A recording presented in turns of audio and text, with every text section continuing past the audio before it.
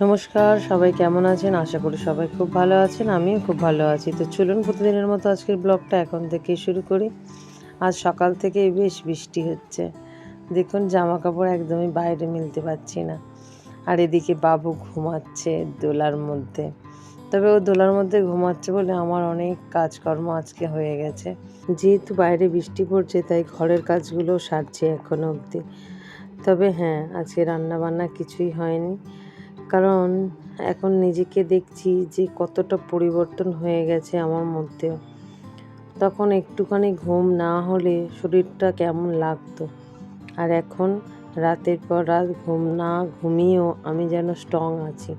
হয়তো ভিতর থেকে ভেঙে যাচ্ছে কি আমি বুঝতে পারছি না। কিন্তু বাইরে থেকে তো আমি খুবই স্ট্রং আছি। সবটাই মনের জোরে হয়ে যাচ্ছে আর কি। জানি না যেদিন বিছানায় শোবো সেদিন কতদিন পর উঠবো।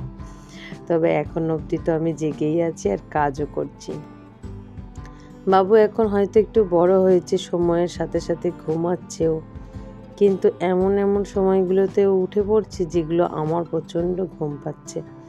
যেমন ধরুন এখন ধরুন এই 11টা-12টা বাজে ও সুন্দর ঘুমিয়ে যাচ্ছে। ওকে স্নান করিয়ে দোলায় দিয়ে দিয়েছি, ও ঘুমাচ্ছে। এখন আমি স্নান করব, পুজো সারবো, খাওয়া দাওয়া করব। ওই টাইমটায় সুন্দর ঘুমিয়ে নিচ্ছে। আর আমি যখন ঘুমাবো তখন ও একদম উঠে পড়বে। ধরুন ওই 1:30-2টোর পর থেকে পুরো বিকাল 4টে-5টা অবধি ও ভালোভাবে জেগে থাকবে। কিন্তু সেটাই তো আমার ঘুমোবার সময় বলুন তো। আজকে যেহেতু রান্না করিনি তাই দুপুরবেলা একটু দুধ দিয়ে মুড়ি খাচ্ছি। আসলে সকালবেলা এইসব কারণেই রান্না হয়নি।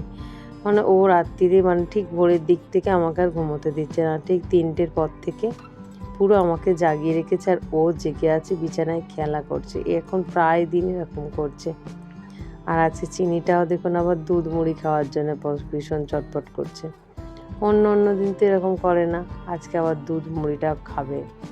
ওর খাবার ফেলে রেখে ও দুধ মুড়ির পিছনে ছুটেছে। তো ওকে একটু দিচ্ছি দুধ মুড়ি।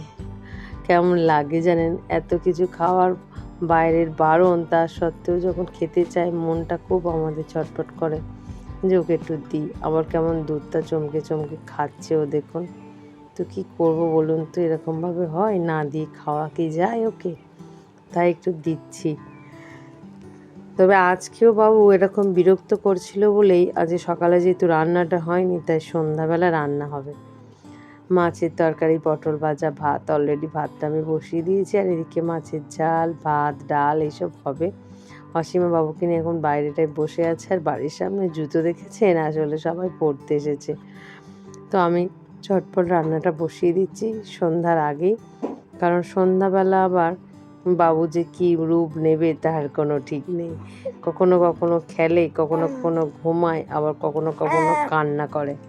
তো সেই কারণে ভাবলাম না, বিকাল রান্নাটা সেরে নিই। কারণ যেহেতু দুপুরেও ভাত খাওয়া হয়নি, তো ভাতের জন্য মনটা আবার একটু ছটফট করছে। আর আয়ুর বাবারও খুব একটা ভালো ঘুম হচ্ছে না, তো তাই ভাবলাম রেডি করা থাকলে ভাত তরকারি এসেই সবাই মিলে খাওয়া দাওয়া করে নেবে। তো চলুন খেতেও বসে গেছি। খেতে ভিডিওটা আজ এখানেই শেষ করছি। আগামীকাল একটি নতুন ব্লগে আবার দেখা হবে। সবাই সুস্থ থাকবেন, ভালো থাকবেন, সবাইকে ভালো রাখবেন। আর চলুন টাটা।